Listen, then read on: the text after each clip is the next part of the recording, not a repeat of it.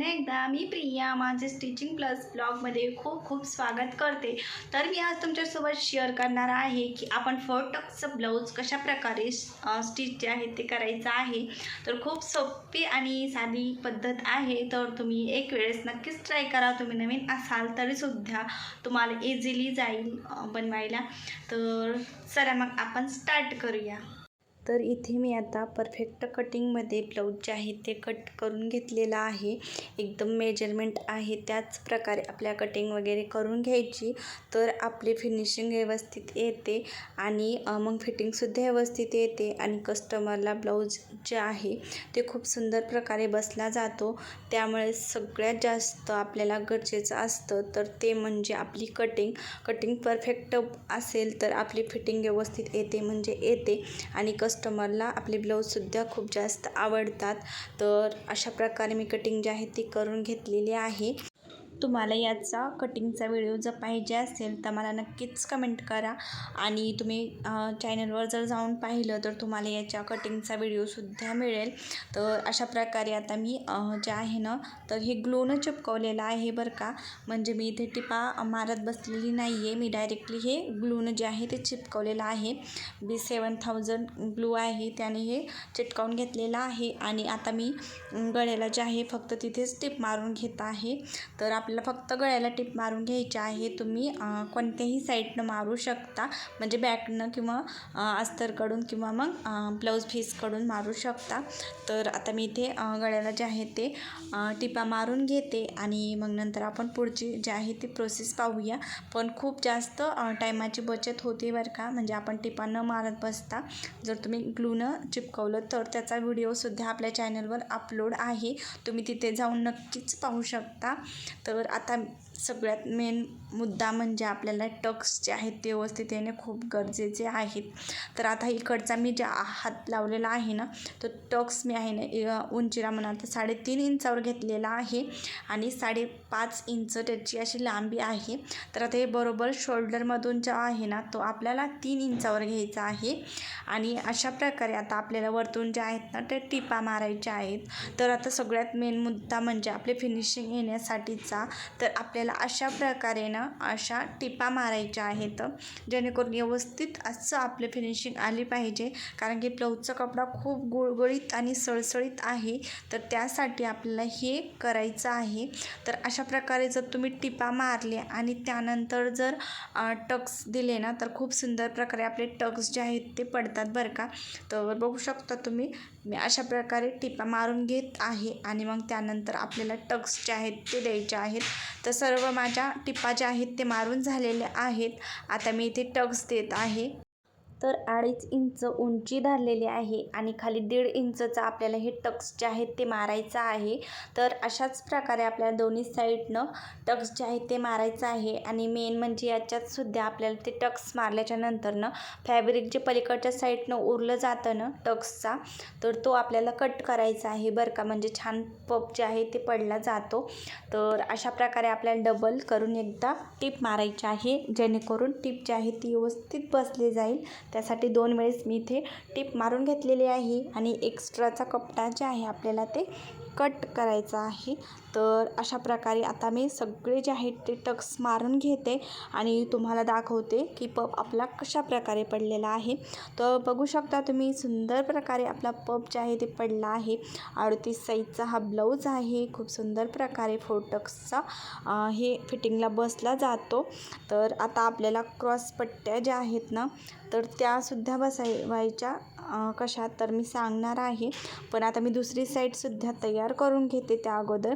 तर पहिल्यासारखीच प्रोसेस बरं का, तर मी इथे डबल त्याच प्रकारे करून घेते। टक्ससुद्धा आपल्याला सेम टू सेम आले पाहिजेत, याची आपल्याला काळजी जी आहे ती घ्यायची आहे।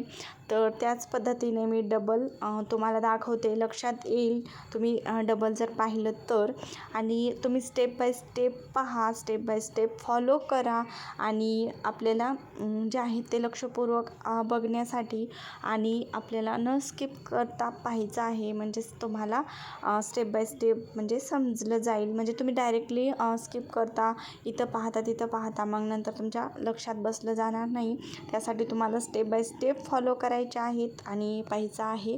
तर बघू शकता अशा प्रकारे मी टक्स जे आहेत ते मारून घेत आहे.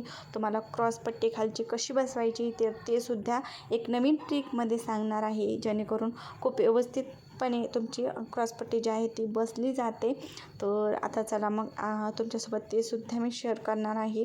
तर आता टक्स अगोदर मी सर्व जे आहेत ते मारून घेत आहे.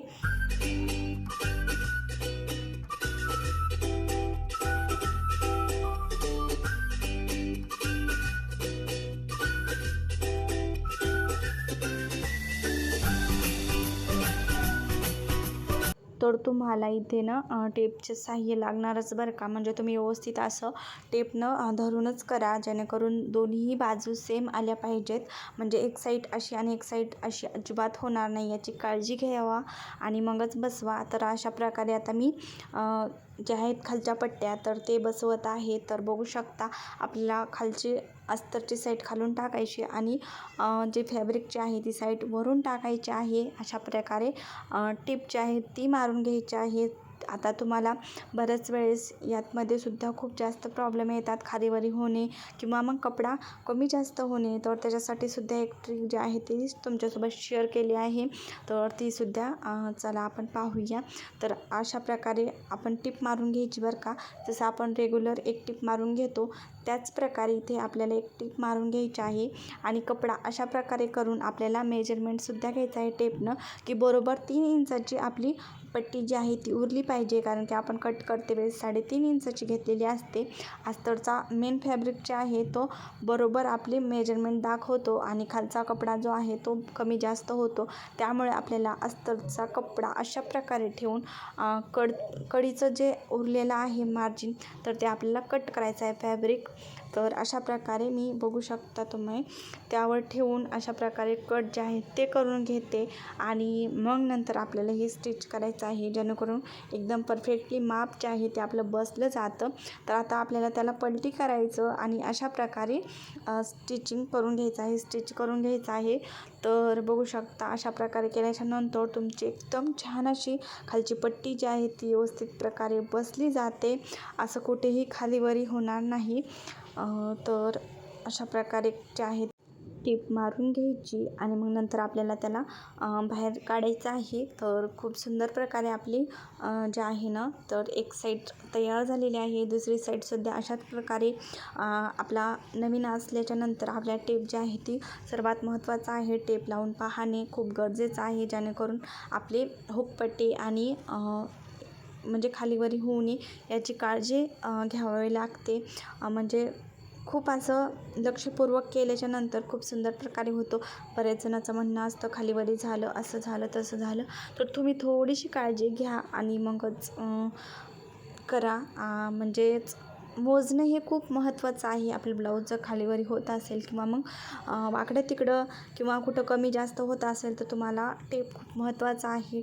टेप मोजणे खूप महत्त्वाचे आहे आणि मगच नंतर त्याला फॉलो करणं आहे. तर अशा प्रकारे आता मी इथे एक टिप जी आहे ती वरतून मारून घेते व्यवस्थित येण्यासाठी आणि अशा प्रकारे आपला फायनल लुक जे आहे ते तयार झालेला आहे. तर तुम्हाला हा कसा वाटला कसा नाही कमेंट करून नक्कीच सांगा व्हिडिओ. आणि व्हिडिओ आवडला असेल तर लाईक शेअर आणि सबस्क्राईब करायला अजिबात विसरू नका. तर असेच नवनवीन व्हिडिओ पाहण्यासाठी आपल्या चॅनलला नक्कीच सबस्क्राईब करा, लाईक करा आणि तुमच्या फ्रेंडलासुद्धा नक्कीच शेअर करा. तर थँक्यू फॉर वॉचिंग. भेटूया नेक्स्ट व्हिडिओमध्ये. तोपर्यंत